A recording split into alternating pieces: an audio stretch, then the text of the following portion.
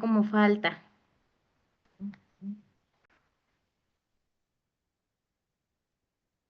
Doctora, disculpen, no me deja compartir todavía. Me dice No, que tiene que darme acceso. a ver, a ver. Juan, ¿verdad? Fernando, Ah, permíteme. Mm,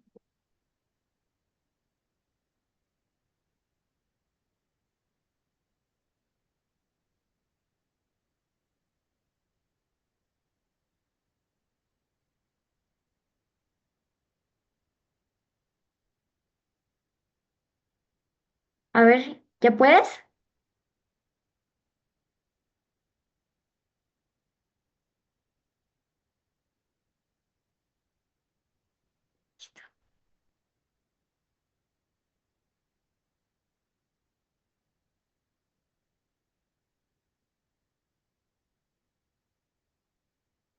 Bueno, buenas tardes. Vamos a presentar el tema de rinitis alérgica.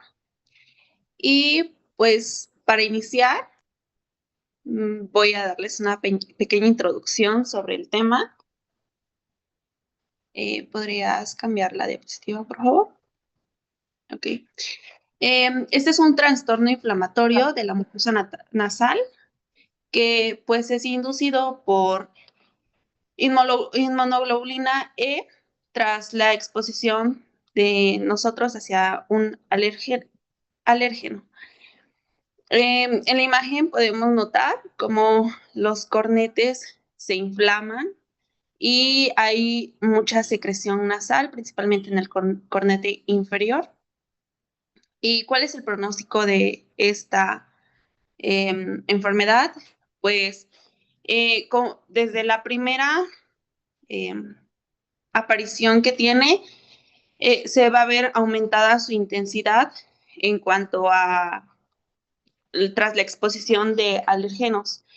Y pues su progresión será durante las 2 primeras temporadas y bueno, tiende a estacionarse o cesar durante la segunda y tercera década de vida.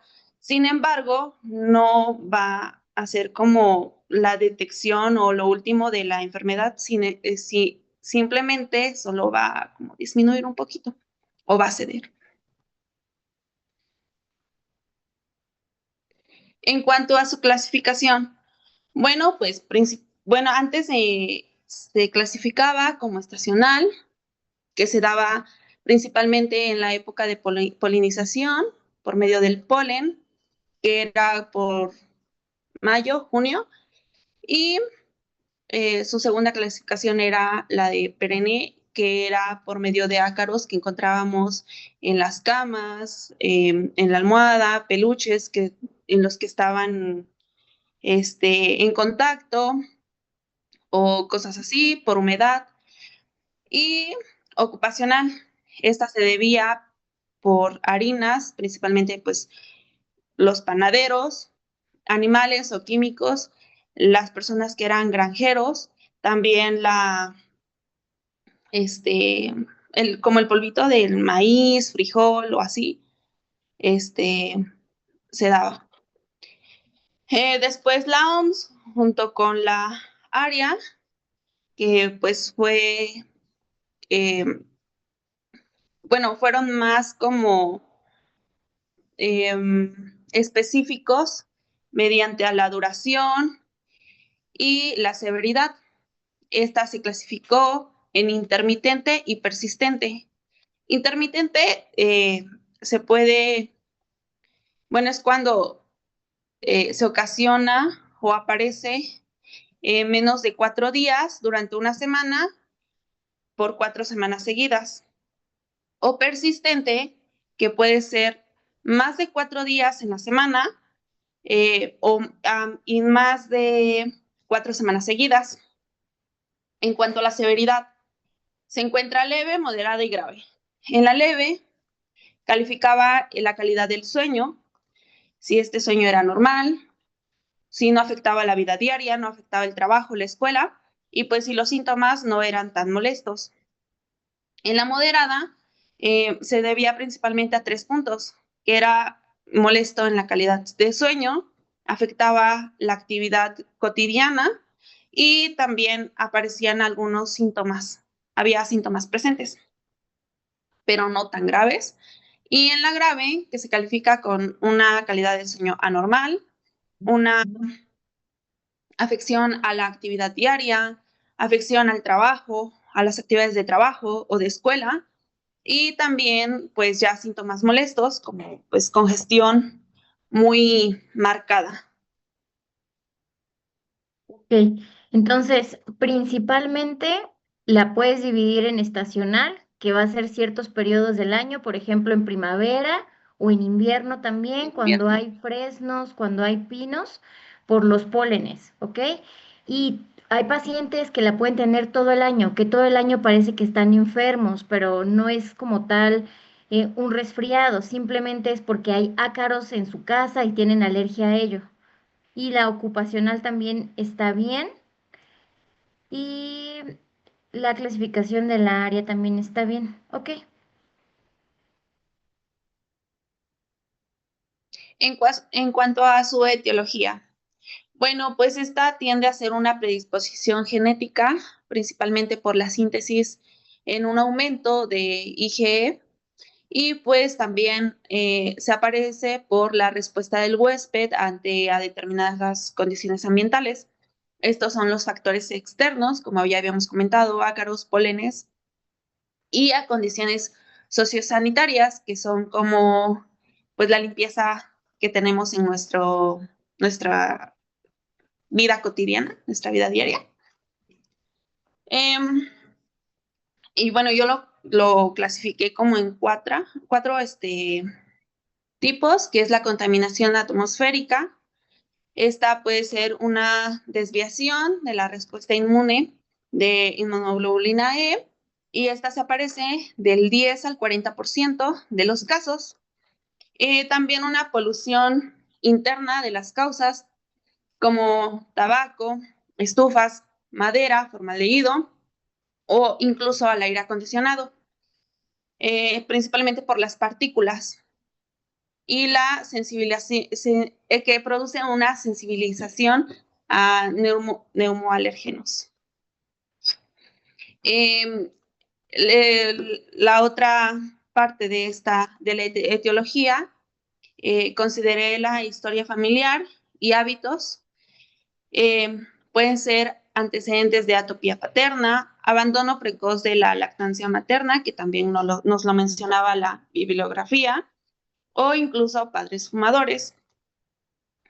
También se encuentra un nivel socioeconómico en el cual la mayoría de los casos de rinitis alérgica pues se considera que se da en personas con estatus altos o países desarrollados, o incluso también el hábitat o el lugar de residencia. Esto bueno, las ciudades por la contaminación, también el contacto con neumoalergenos y pues la contaminación interior como los ácaros.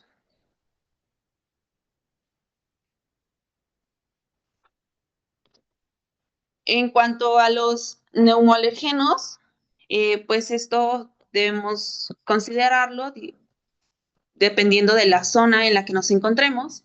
Por ejemplo, los pólenes que son alérgenos del exterior, pues se considera como rinitis alérgica polinosis o fiebre del heno, debido a que causa picor, estornudos o rinorrea.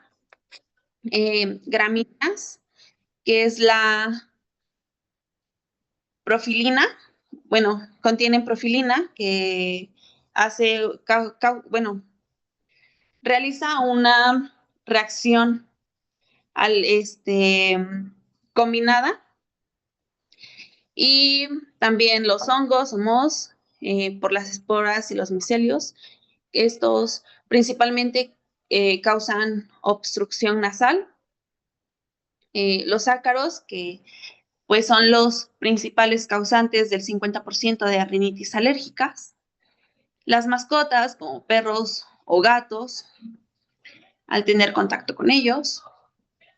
El polvo, debido a la medida de las partículas, y pues esto se ve, bueno, esto es lo que produce es que aumenta la clínica del paciente. También el látex, caucho y goma en la rinitis alérgica se ven del 5 al 11% de los pacientes. Y hay un síndrome que pues es muy particular que se llama síndrome látex frutas plantas, en el cual se causa una reactividad cruzada por la profilina y la quitinasa, que la quitinasa puede estar como en papas o o la profilina, que también la encontrábamos en las gramíneas.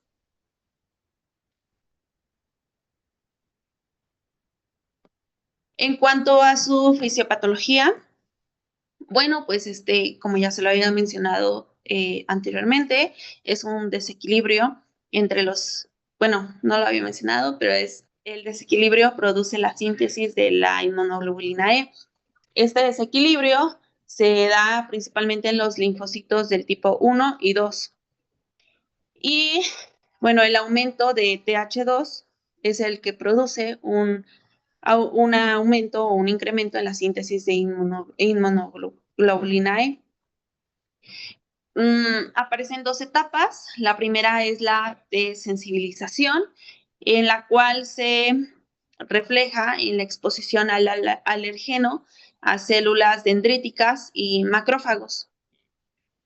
Después, durante la etapa clínica, que es donde aparecen ya los síntomas, podemos observar la etapa precoz, en donde inicia una degranulación, y la etapa tardía, donde se encuentra ya la liberación y la producción aumentada. Podemos pasar a la siguiente diapositiva, es donde se los voy a explicar. Bueno, pues aquí podemos ver cómo los alergenos como ácaros o el polen ingresan y tienen contacto a las células dendríticas. Estas células, son las principales que van a producir interleucinas, como la 33 o interleucina C2. Para esto, el linfocito virgen es el que va a producir, bueno, va a haber una producción de linfocitos tipo 2, y el linfocito tipo 2 va a producir las interleucinas, que es la 4, la 5, la 9 y la 13. Posteriormente, estas citocinas se van a ver reguladas por una respuesta de la interleucina 10 y el factor de necrosis tumoral beta. Y bueno, van a pasar a la etapa precoz, en la que se van a estimular al mastocito y al basófilo, que son los que van a producir las principales histamina, triptasa, leucotrienos, prostaglandina 2 y también la proteína catiónica del eosinofilio. El eosinófilo va a regular o va a haber un descenso en la histamina, triptasa, leucotrienos y la prostaglandina 2. Pero posteriormente, con el paso del tiempo, esta histamina y demás van a aumentar conforme conforme pase el tiempo. Van a provocar demás síntomas, y así pasamos al cuadro clínico, en el Ok, que los principales... ¿te puedes regresar tantito a la imagen anterior? ¿Le entendieron bien a la explicación de su compañera? O sea, la verdad es que es difícil entenderlo, ¿eh? Sí está complicado, pero básicamente, como comentaste, en la mucosa nasal, ahí pues tenemos unos pelitos que son las vibrisas, ¿sale? Y hay moco. Entonces, cuando llegan los alérgenos a esa zona, los captan. Y allí están estas células dendríticas, que son las células presentadoras de antígeno, ¿ok? Entonces, la célula dendrítica agarra esa sustancia que puede ser polen, que puede ser epitelio de pelo de gato o de alguna otra sustancia, y la lleva a cerquita del torrente sanguíneo a los linfocitos TCD4, ¿ok? Cuando llega el TCD4, estos deciden si se convierten en TH2 o TH1, ¿ok? La rinitis alérgica, acuérdense, todos los problemas que son de alergias son respuestas TH2. Entonces, este linfocito se convierte en TH2 y al convertirse en TH2 empieza a secretar estas interleucinas, la 4, la 5, la 19. Estas interleucinas estimulan al linfocito B y el linfocito B, una vez que está estimulado, empieza a producir IgE, ¿sale? Creo que no se ve aquí en el esquemita, pero la IgE, esta va a ser específica, ¿ok? Y ya va a actuar contra los alérgenos. Entonces, las demás interleucinas empiezan a estimular a lo que son los mastocitos y los basófilos y empiezan a secretarse estas sustancias que son la histamina, la tripsina, haciendo lo que son la inflamación. Entonces, la histamina y estas sustancias van a causar en los vasos sanguíneos vasodilatación. Entonces, ¿qué creen que pasa si se empieza a vasodilatar la mucosa de la nariz?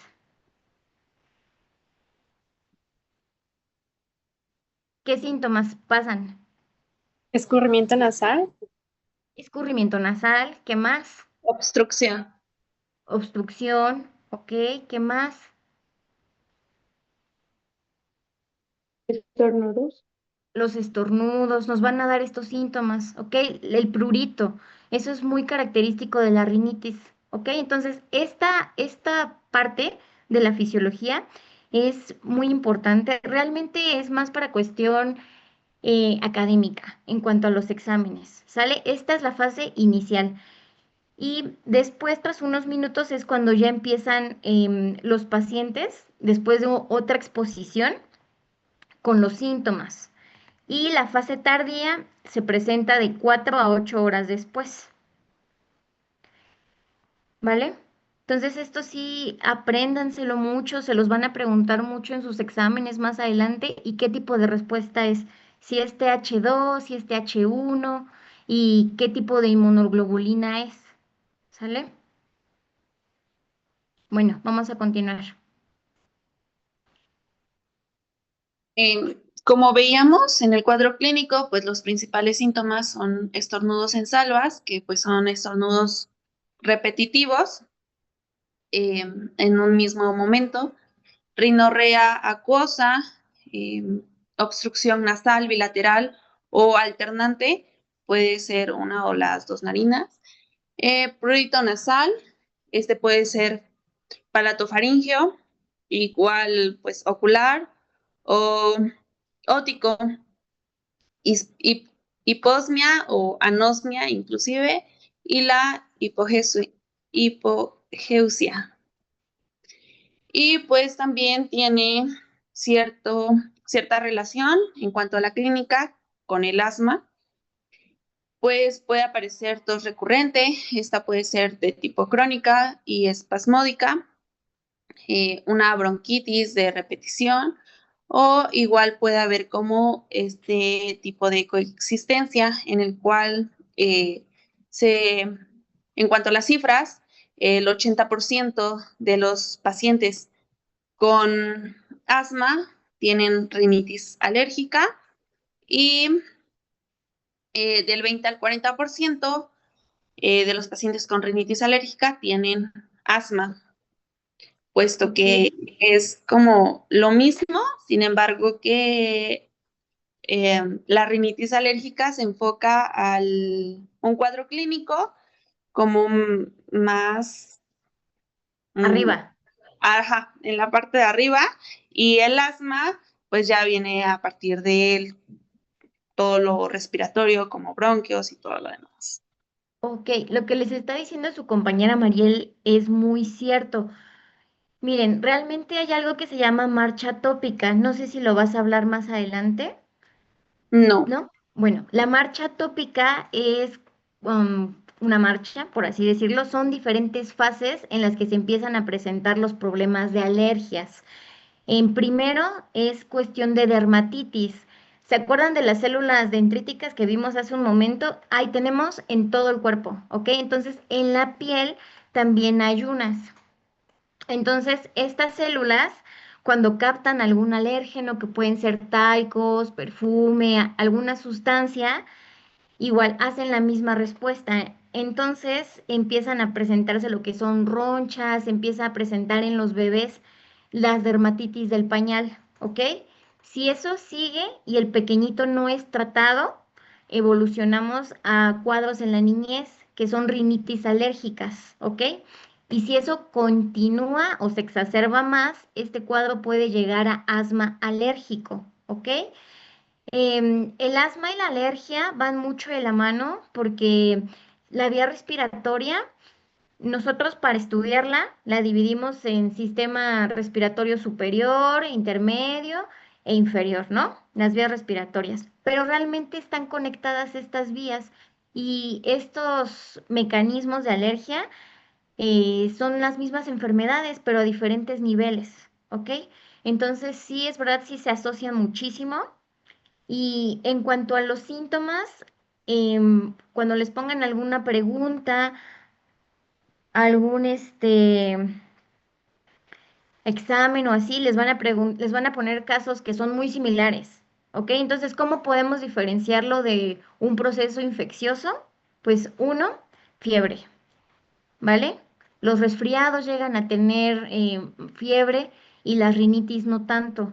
Y en las rinitis lo que existe muchísimo son los estornudos, prurito, ¿sale? Son los principales síntomas. Los resfriados puede haber un poquito, pero la verdad es que no predomina tanto. Entonces, también esto que es estornudos en salva, ¿alguien sabe cómo se dice estornudos en salva?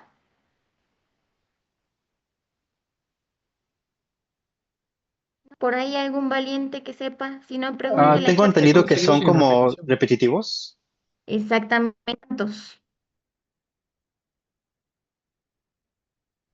Hay un número, por no cuando hagan sus laboratorios a sus pacientes, los pacientes que tienen alergia, estornudan, ¿qué les gusta? Unas 15, unas 10 veces seguidas, en lapsos pequeñitos. ¿Sale? Esos son los estornudos en salvas. Rinorrea acuosa,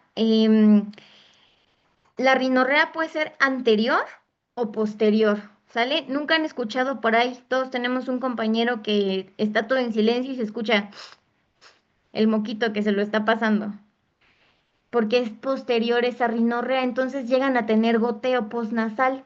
Cuando está ese goteo, la gotita de moco cae en lo que es la laringe, entonces les puede causar también a algunos pacientes tos o la sensación de estar aclarando continuamente, de estar así, ¿sale?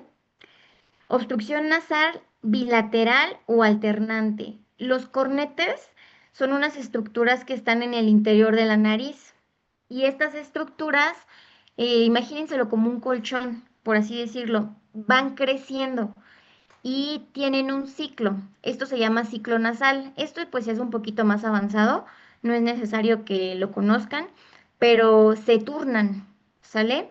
Entonces, cuando uno crece, llega a lo que es el tabique de la nariz, el septum, y cuando llega aquí, se hace chiquito otra vez, ¿sale?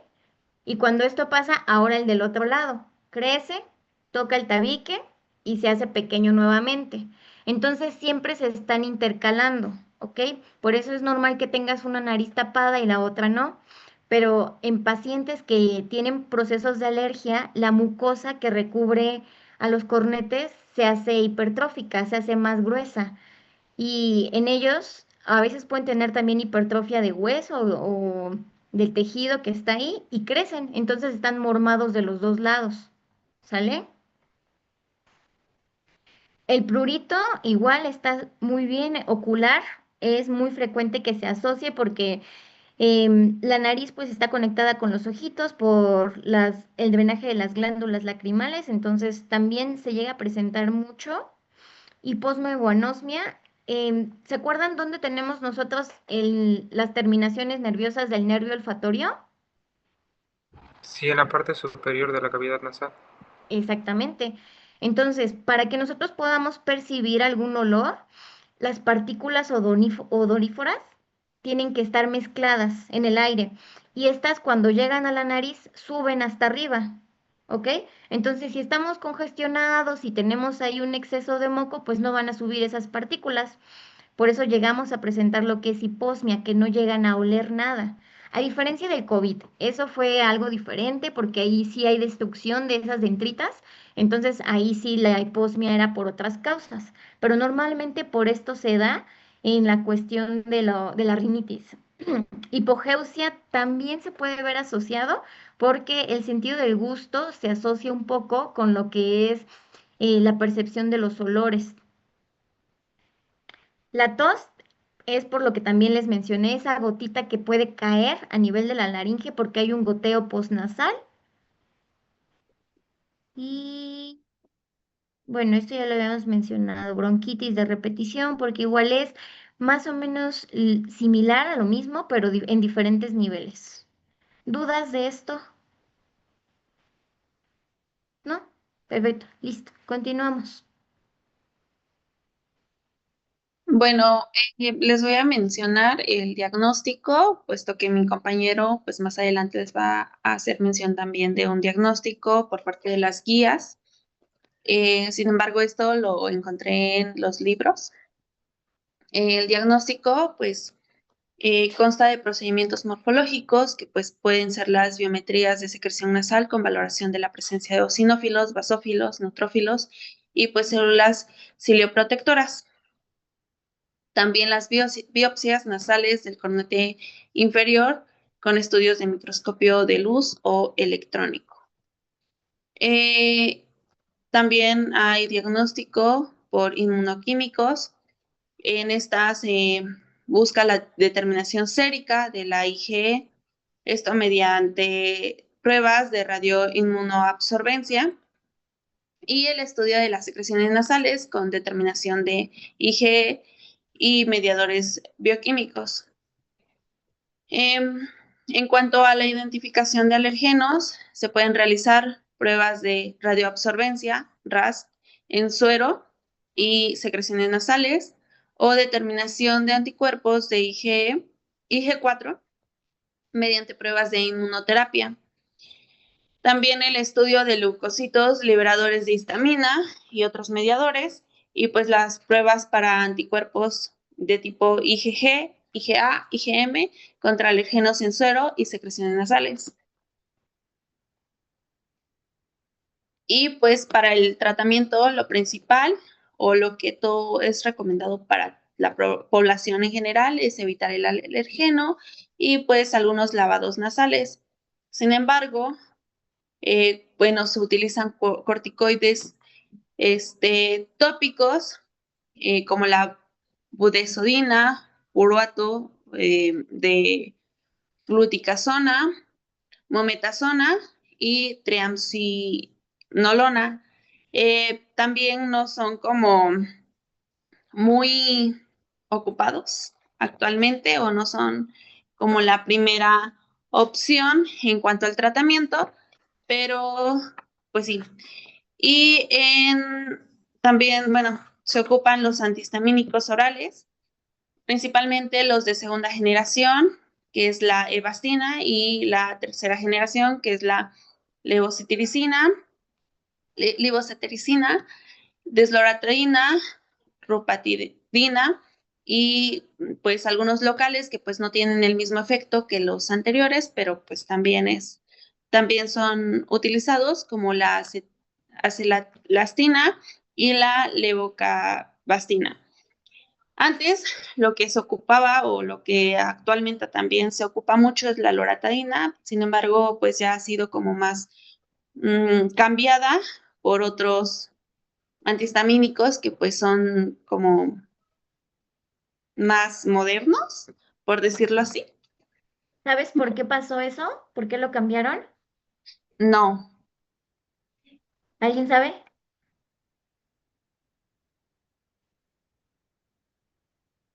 ¿No? Ah, bueno. Causan sueño. Hay algunos que pueden pasar la barrera hematoencefálica y causan somnolencia. Y también por los efectos. Los de segunda y tercera generación tienen un efecto que es mucho más potente y te dura mucho más. En lo personal, a mí me gusta mucho la levocetiricina. Y Evastina, hay unas que son como obleas, que esas se las mando yo a los niños. Y son como dulce, entonces les encantan y pues también depende de la presentación. Pero en niños, por lo regular, loratadina y esas cosas, más si son muy inquietos, sí se lo puede mandar para que pues se duerman un poquito más. Y pues también se ocupan vasoconstrictores locales. Ah, bueno, regresando al tema, había visto algo de que incluso la levocitiricina tenía como el doble de efecto de la loratadina y tenía Ah, un 30% de mejora incluso creo que en escurrimiento nasal y la obstrucción de la ajá, vía. es más potente. Ujú. Y bueno, siguiendo con el tema, los vasoconstrictores locales, que es la oximetazolina, la efedrina y la pseudoefedrina.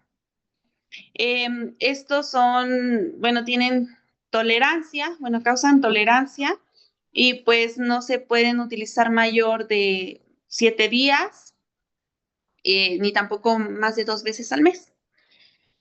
Y los otros son los antileucotrienos, que es el Lucas o Montelukast, que también son muy conocidos. También se ocupa o se llega a utilizar el bromuro de ipratropio y el cromoglicado sódico nasal y ocular. ¿Ok? Este, evitar el alérgeno. Siempre es importante cambiar las medidas higiénico-dietéticas, ¿sale?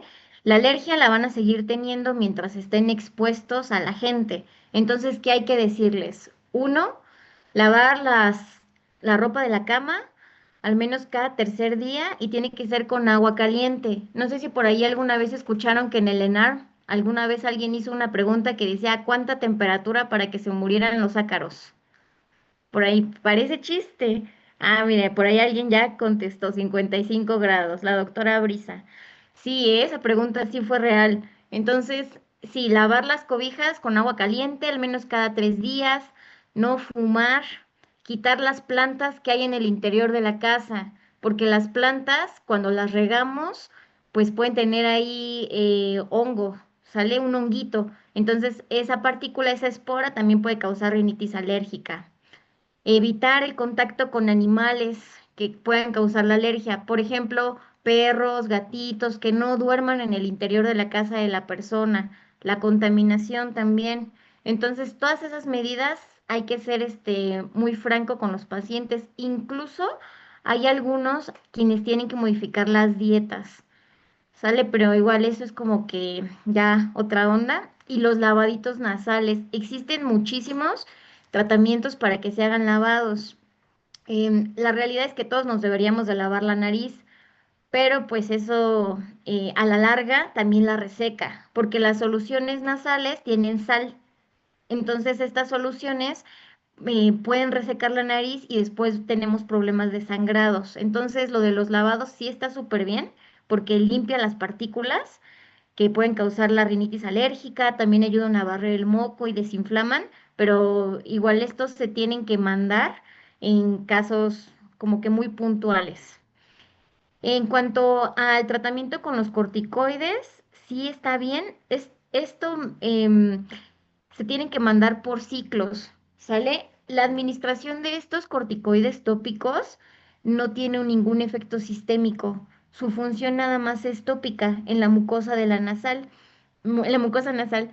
Entonces, realmente estos nosotros los mandamos como de forma intermitente.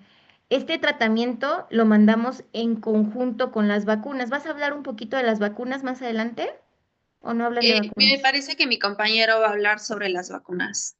Ah, perfecto. Entonces, este tratamiento que les está diciendo la doctora Mariel es el tratamiento sintomático, ¿sale? Porque este tratamiento no como tal regula, va a quitar la alergia, pues no la quita, pero sí te ayuda a que ya no tengas una reacción tan fuerte, que ya no presentes tantos síntomas.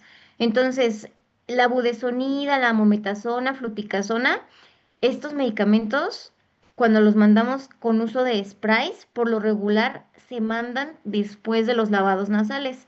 O sea, la rutina es darle al paciente las medidas higiénico-dietéticas, que se haga sus lavados nasales 2 o 3 veces en el día y después de que se aplica, de que se hace el lavado nasal, ese mismo día se aplica la budesonida o demás, porque una vez que ya está limpia la mucosa de la nariz, el medicamento se absorbe mucho mejor. ¿Ok? Antihistamínicos orales, sí, también los mandamos. Hay un tratamiento ya de los más nuevos que es el esteroide mezclado con un antihistamínico tópico, ¿sale? Pero pues eso es como que ya de lo más nuevo.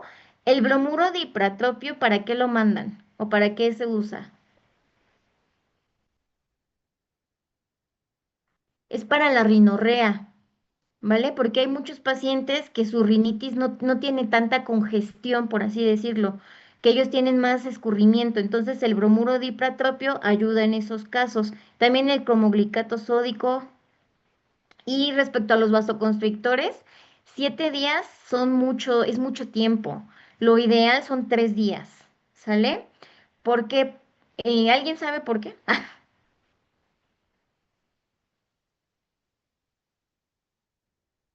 ¿No? Bueno, la oximetazolina, estos medicamentos trabajan en unos receptores específicos en la mucosa nasal. Entonces, si nosotros los usamos más de 3 días, 5 días hacia lo mucho, estos receptores se saturan y el paciente te va a dar un efecto de rebote. Entonces, este efecto de rebote, el paciente ya se va a congestionar muchísimo más y el propio sistema de la nariz no es lo suficiente como para controlar ese ciclo. Entonces ya va a necesitar más cantidad de medicamento por más tiempo. Por ahí no sé si alguna vez han visto que la gente se lo receta así de forma libre. Va y se compra su Afrin, su oximetazolina y todas las noches se los ponen para dormir. Ahí tienen al abuelito o al papá que todas las noches se lo pone para dormir. Eso ya es otro tipo de rinitis. Es una rinitis medicamentosa. ¿Por qué? Porque la nariz perdió la sensibilidad, por así decirlo, y el control de esos receptores. Entonces ya está congestionado constantemente. Sí, similar. Ya necesita más cantidad del medicamento y más frecuencia para que pueda tener el efecto. Entonces, nunca les vayan a mandar oximetazolina más de 3 días a sus pacientes. Te sirven las primeras fases para quitarle la congestión. Incluso cuando los operamos de rinoceptumplastía o cuando están enfermos, te sirve, pero no más de 3 días, porque si se los dejan así mucho tiempo, el paciente después ya va a perder ese funcionamiento normal. Si una persona desarrolla rinitis medicamentosa, después puede volver a la normalidad, sí se puede, pero hay un proceso que se tiene que hacer, hay que dar otros medicamentos también, entonces es mucho tiempo también y es muy molesto para los pacientes estar congestionados, es horrible dormir así. Entonces, idealmente no se los manden más de 3 días estos medicamentos, ¿sale? Porque les puede causar rinitis medicamentosa. Es muy bueno para la congestión, pero nada más como para la fase rápida. Y como bien dijiste es no más de 2 veces al mes. Y antileucotrienos, sí, también se utilizan. Hay una tabla, No sé si la pueden buscar, si quieren saber un poquito más. A ver. Y esta tablita viene como por pasos. No sé si van a hablar un poquito más adelante de ella, que No, dice en qué fase se tiene que usar cada medicamento. no sé, mi compañero. Bueno, Yo ahorita no, la vemos. en cuanto a mi bibliografía, no. Bueno, a ver, continuamos. Y bueno, pues otro tipo de tratamiento es la inmunoterapia. Esta tiene un lapso de 3 a 5 años en la que puede ser continua o precoestacional. Eh, Tiene una eficacia del 70%, de este 70%, el 80% polinosis y el 60% una por rinitis alérgica debido a los ácaros.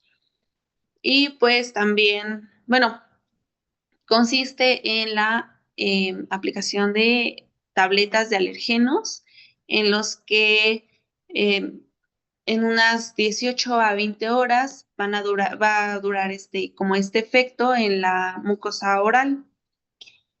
Em, Esto tiene bueno, se va a incrementar la síntesis de IgE, pero posteriormente va a haber un descenso en esta. Ese es como lo que en global lo que hacen estas tabletas. Primero van a estimular las células dendríticas de tipo Langerhans, en las cuales va a realizar la captura del alergeno. Esto se va a desplazar a los ganglios linfáticos, donde se va a producir los anticuerpos bloqueadores, que es la inmunoglobulina G, para posteriormente inducir una actividad supresora y moduladora en los linfocitos T, que es, como ya lo vimos anteriormente, son los que realizan toda la síntesis de las interleucinas. Como contraindicaciones de esta inmunoterapia se encuentran las neoplasias activas, las inmunodeficiencias o enfermedades autoinmunes o beta bloqueantes, también trastornos psiquiátricos, asma grave incontrolado, más no asma incontrolado. También el embarazo y los niños menores a 4 años y pues también en situaciones donde algunos pacientes lleguen a presentar fiebre, puesto que ya se relacionaría con otra enfermedad, no tanto con la rinitis alérgica. Y pues de mi parte sería todo en cuanto a la revisión bibliográfica de los libros. Ok, ¿alguno de ustedes les han hecho pruebas de alergia alguna vez? ¿Alguien tiene rinitis alérgica aquí? ¿No? Yo creo que por No. estadística, mínimo alguien. A ver, alguien habló, No. Ah, no, que no, doctora. ¿no? Por ahí alguien alzó la manita de que sí, pero es bien frecuente y más las personas que son pues de ciudad. Entonces, las pruebas de alergia, no duelen, o sea, ese es el gol estándar para diagnosticar alergias. Hay otros diagnósticos que es el conteo de inmunoglobulina E en moco nasal y los eosinófilos. ¿Sale? Esas son otras pruebas para el diagnóstico. ¿Van a hablar de ellas también? Sí, mi compañero ahorita va a hablar de eso. Ah, perfecto. Bueno, vamos para allá entonces. Ok, ahora vamos a hablar un poco de la rinitis alérgica, pero desde la perspectiva de las guías de práctica clínica. Como tal, la guía de 2017, hay cosas que no están tan actualizadas, pero pues al final, como dijo el doctor, el ENARM se basa en estas guías, entonces por eso vamos a presentar específicamente, nos vamos a enfocar en diagnóstico y tratamiento. Primero recordar algunas cosas que ya se dijeron. Eh, la rinitis alérgica va a ser un resultado de una reacción inflamatoria mediada por la inmunoglobulina E, que va a tener un grado variable de inflamación nasal. Esto va a depender de cada persona, no es la misma inflamación en todos, dependiendo del sistema inmune.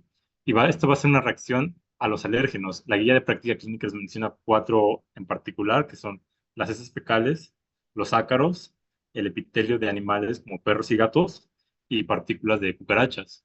Igual aquí en otros artículos se menciona que el polen y el moho son alérgenos muy comunes.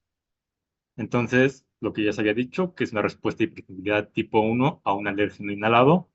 Y lo importante de esto es que el 10 al 20% de la población mundial va a tener rinitis alérgica y el 80% de estas personas va a desarrollar una sintomatología antes de los 20 años. Como ya se había mencionado, que se, se desarrolla la sintomatología entre los 20 y 30 años, pero posteriormente no desaparece, pero sino que se controla un poco. Y algo que nos menciona es que esta enfermedad nos va a producir billones de pesos de pérdida de productividad, siendo la decimosexta causa de visitas al médico. Entonces, es una enfermedad muy común que vamos a tener en consulta muy, bueno, seguido y tenemos que saber exactamente cómo diagnosticarla y cómo tratarla. Como tal, no existe una cura, entonces solamente controlamos mediante medidas ambientales y algunas farmacoterapias. En la guía de práctica clínica nos menciona una clasificación de acuerdo a tres cosas. La presentación en el tiempo puede ser estacional, que como ya les había dicho, que con el polen en primavera y invierno, cuando se polinizan tanto las flores como los árboles. El perenne, que quiere decir que en vez de que sea estacional es como todo el año, pero es porque hay un alérgeno dentro del hogar o dentro del lugar de trabajo, que ahí estamos todo el tiempo y entonces todo el tiempo vamos a tener esa alergia. Y la episódica que entonces cada que nos estamos expuestos a ese alérgeno, o sea, a lo mejor en casa no tenemos animales, pero visitamos a la abuela, al tío, al amigo, y él tiene un perrito, y justamente cuando llegamos ahí, pues nos da esa alergia. La otra es por la frecuencia de los síntomas. Intermitente nos dice que son menor a 4 días a la semana o menor a 4 semanas seguidas. Persistente, lo contrario, entonces son mayor a 4 días a la semana y quizá mayor a 4 semanas seguidas. Y la episódica es lo mismo que la anterior, que solamente se presenta cuando estamos expuestos a ese alérgeno. Y la severidad va a depender de qué tanto nos afecta en el estilo de vida. Si a lo mejor vamos a la escuela y ahí está el alérgeno o estamos expuestos al polen ahí y no nos deja continuar con nuestras actividades de forma cotidiana o bien, es un rasgo para determinar la severidad. Igual el estado del sueño, si no nos deja dormir, pues lo mismo. Entonces, algo que ya se había dicho, que es el cuadro clínico. Los más importantes son estos, la congestión nasal. Se inflama la mucosa y entonces, si un espacio que ya tenía como, que es pequeño, se inflama y todavía se secreta moco, se va a congestionar. Entonces vamos a tener este primer síntoma. El segundo es la rinorrea. Va a ser una rinorrea hialina, como transparente, como líquida. Entonces, Mm. hay que tener en cuenta eso. Si fuera una rinorrea verde o espesa, pues entonces ya pensamos en algo distinto. Aquí es característico, es hialino, o sea, transparente.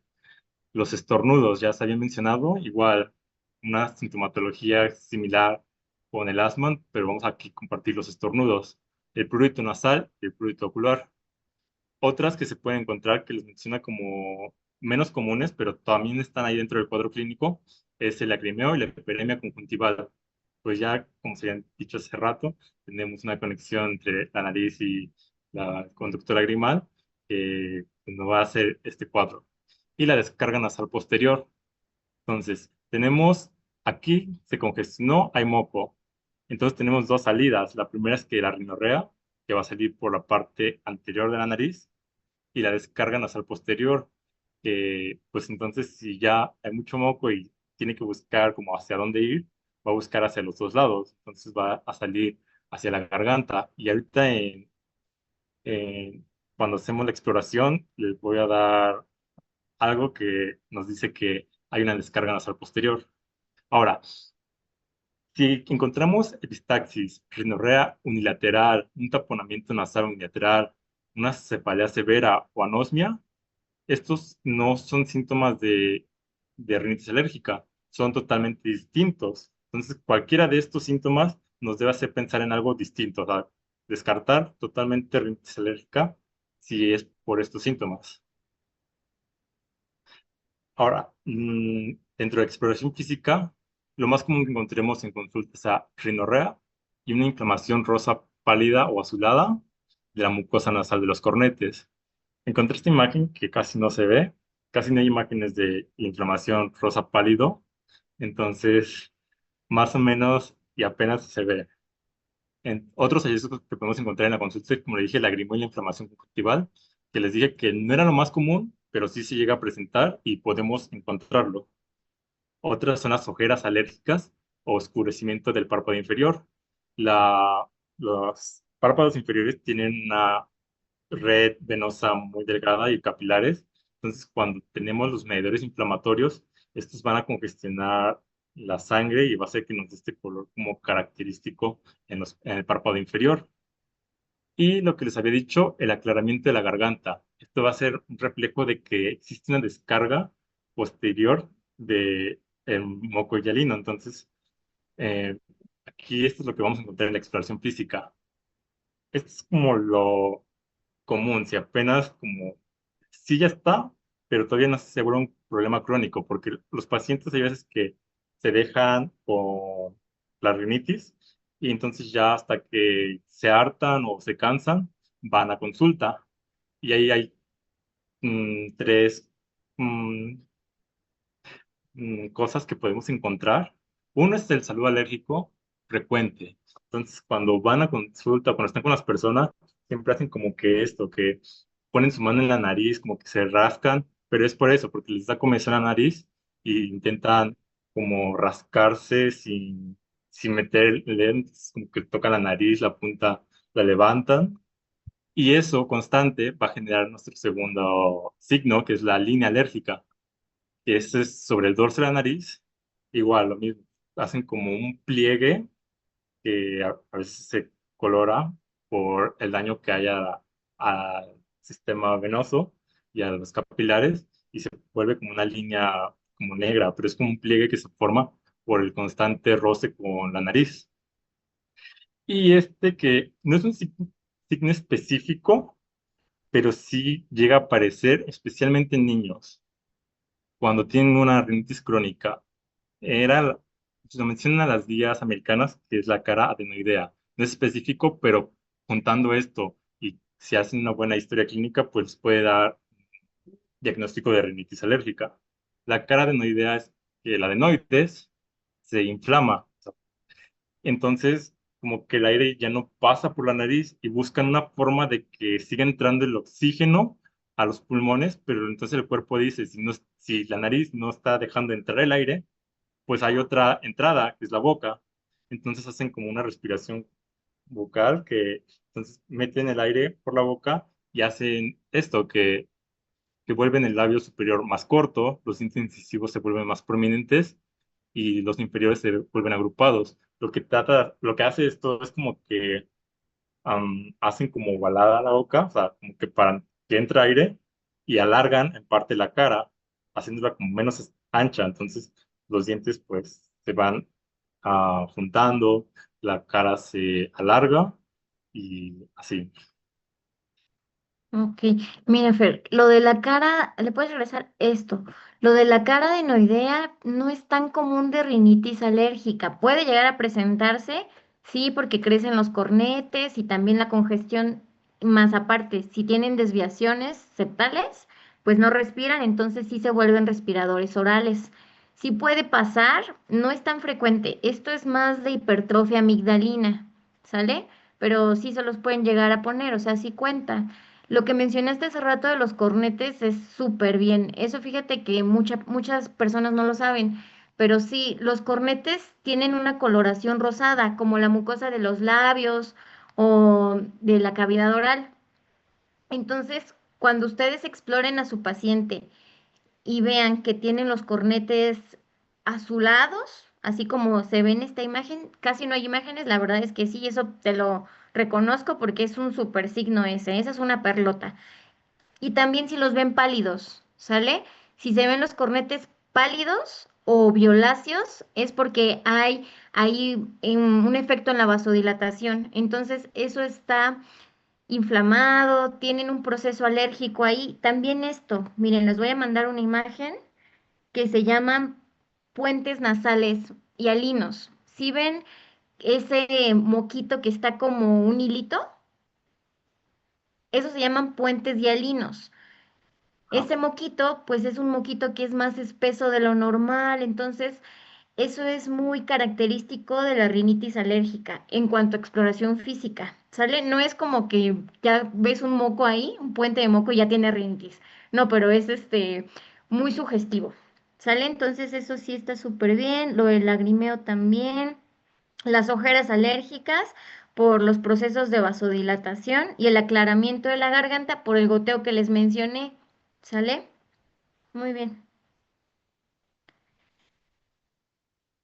entonces, igual hay que mantener un diagnóstico diferencial con otras causas que no produzcan rinitis alérgica. Nos muestran un diagnóstico diferencial con cuerpos extraños que igual pueden producir. Hace rato bueno, les había mencionado que si tenemos, no sé, una rinorrea que nada más sale de un lado o sangrado, pues hay que pensar en otras cosas. Y en esas cosas son los cuerpos extraños, alguna tumoración, infección o pólipos nasales.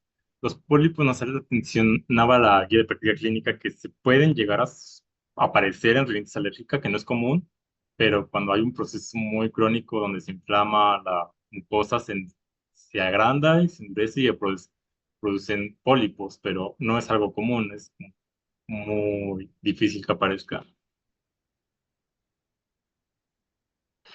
Ahora, creo que está claro la sintomatología, pero igual esta es una escala que nos presenta la guía de práctica clínica para ayudarnos a hacer el diagnóstico. Solamente es lo que ya les había mencionado, que la congestión, rinorrea, estornudos, los síntomas que sea o durante todo el año o durante una temporada y una combinación de síntomas tanto nasales como prurito ocular. En esa parte, pues no quiero enfatizar tanto porque creo que es más fácil hacer el diagnóstico mediante la clínica que buscar una escala y sacarla ahí cuando pensemos en el rinitis. Entonces, pasamos el algoritmo. Nos dice síntomas de rinitis, los que ya les había mencionado: prurito, estornudo, rinorrea, sinusal. Si encontramos, como por ejemplo, que ya se había mencionado, de que hay fiebre, eh, la rinorrea no es hialina, sino más espesa y congestionada o verde, pues se busca una etiología infecciosa, no una rinitis alérgica. Entonces se busca otra etiología y se da tratamiento de acuerdo a etiología. Si no existen esas etiologías, o sea, fiebre o algo así, pasamos a la sospecha de rinitis y hacemos una historia clínica completa donde buscamos antecedentes heredofamiliares como atopia. La atopia es como la predisposición genética que tiene una persona a desarrollar alergia. Eh, Luego, los antecedentes patológicos personales, como lo que se ha mencionado hace rato, que si existen ya antecedentes como el dermatitis atópica, alergia alimentaria, asma, son enfermedades que tienen un patrón eh, de tipo este, alergia, entonces, bueno, de tipo bueno, de inmunidad, o sea, una alergia, todos estos, entonces, pues hay que buscar igual rinitis alérgica, o sea, si ya está predispuesto a estas enfermedades, pues también tenemos que pensar en rinitis alérgica. El tiempo de presentación, lo que les he mencionado, que si se presenta solamente cuando visita a tal persona con un perrito o en una temporada del año, pues igual, exploración física, los que ya les había dado. Y entonces, si cumple con el cuadro diagnóstico, bueno, el cuadro clínico, ok, hacemos un diagnóstico presuntivo de rinitis alérgica. Si no, consideramos otro diagnóstico diferencial. Ahora, cuando ya tenemos un diagnóstico, debemos categorizar al paciente en su tipo de rinitis. Entonces, lo que ya les había mencionado, que hay tres tipos: por el tiempo, por la temporalidad o por la severidad.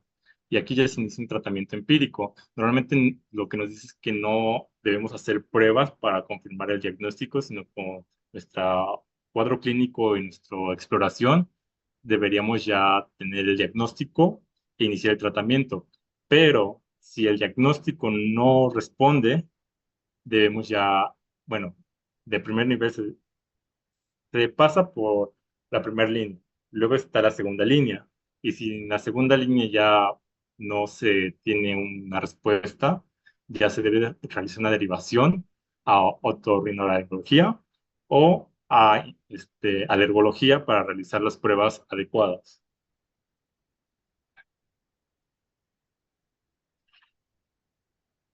Eh, Doctora, ¿continúo o es que ya son las 8? No sé si puedo Sí. continuar o ya. ¿Cuántas diapos te quedan? Sí me queda algo, todavía me falta hablar del tratamiento farmacológico, no farmacológico. Va. Entonces, miren, le seguimos. ¿Mañana pueden? ¿Va? Perfecto. Entonces, traten de buscar la tabla esta que les mandé, que dice por qué, qué tratamiento se le da en cada fase, ¿vale?